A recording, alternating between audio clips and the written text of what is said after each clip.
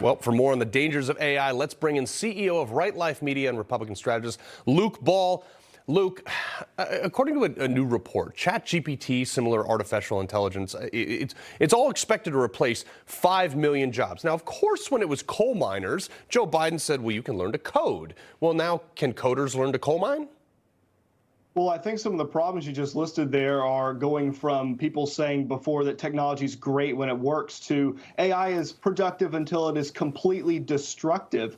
And I think that we're staring into the shadow of AI right now. We've not even seen the full face of AI. And the people who have looked into the shadow of AI, like Elon Musk, have come roaring back like a digital Paul Revere, sounding the alarm, saying that maybe we ought to do something about it. And it's not just normal everyday people who are getting upset about how AI is moving forward. These are people like Elon Musk, the Tony Stark of our generation. He's coming back and saying that the Iron Man suit's no longer just smashing through buildings. It's talking about existentialism and trying to find love. And I think that's a real problem right now. And I also don't think that it's a coincidence that Elon Musk is not only talking about the dangers of AI, but also talking about how dangerous war is going to be. Because when he's talking about how we should have peace across the world and sounding the alarm on nukes, I think that AI and a potential World War III are married with each other. You know, it's going to be really difficult to fight back against an adversary if we're also trying to fight back against the microwave and the refrigerator from becoming self-aware. This isn't Wall-E.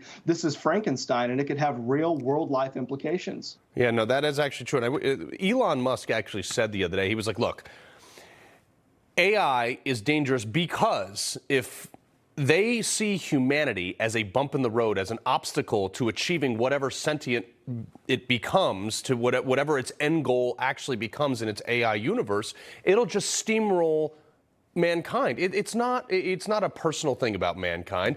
And he made the comparisons like building a road. If we're building a road and we see an anthill, we don't hate ants. We just run it over because we're building a road. AI will do the same thing to you and I. How in the world is anybody for this?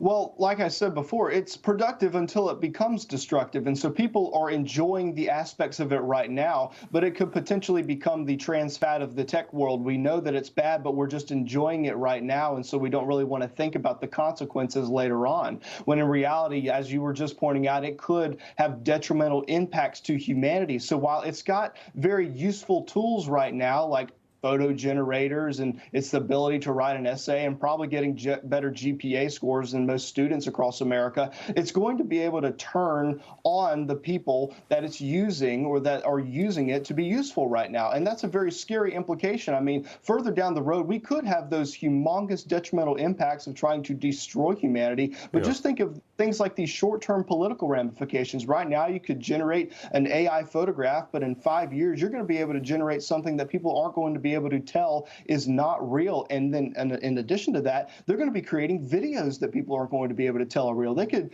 hear a rumor about a member of Congress or somebody who's in a political position of power, and if they have some sort of an inkling that it's accurate, they could tell AI to go and basically make up a video of that situation happening. And the person wouldn't be able to deny it. They just have to look at the video and not be able to say that it's not accurate, and it could destroy their political career. There's just so many different avenues of the way that artificial intelligence could hurt humanity. But right now, we're not seemingly doing anything about it because we're just enjoying the fact that they can drive us to McDonald's without having to program a GPS or use the steering wheel. Yeah, I think the necessity or the desire for AI comes in the general laziness of mankind, which has gotten progressively worse throughout the days.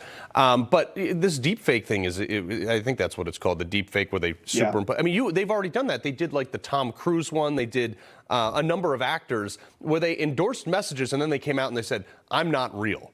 And it's like, oh man, I thought that was real. Well, I mean, imagine if the president were deepfaked so well that people were receiving a message, a warning that, hey guys, we're about to come under a nuclear attack. You need to prepare. You need to make waves. If you remember back, in the early 1900s when we had that radio program, War of the Worlds, and people were listening to the radio, and it was a dramatized version of an alien invasion of the United States, and people were freaking out because they thought it was a legitimate message from the United States government or a genuine report. Just imagine if you could deepfake the president of the United States or world leaders or military leaders simultaneously and push them out online. I mean, if we had problems seemingly with deep fake Tom Cruise, just imagine deep fake General Milley. People saying out there that there's an imminent attack on the United States. We get fake sirens from, nuclear attacks from Hawaii like we did just recently. If we have people actually having their deep fake face imposed on these messages, it's going to cause havoc across the world. Well, fortunately for us, nobody really takes General Milley seriously anymore anyway, which is unfortunate for a 4-star general, but he did it to himself. Luke Ball, appreciate you being here, sir. Don't let Skynet become sentient.